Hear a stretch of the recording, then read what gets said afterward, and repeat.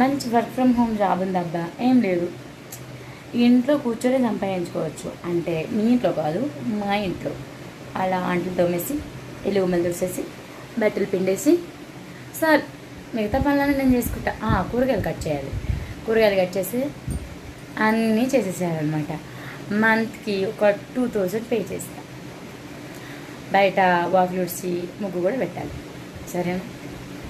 Bad comments చాలామంది పెట్టేస్తున్నారనమాట. అంటే I think వాళ్ళకి పని పాట ఏం లేదని నేను అనుకుంటున్నా. సో నేను పెద్దగా కామెంట్స్ని పట్టించుకోను అనమాట.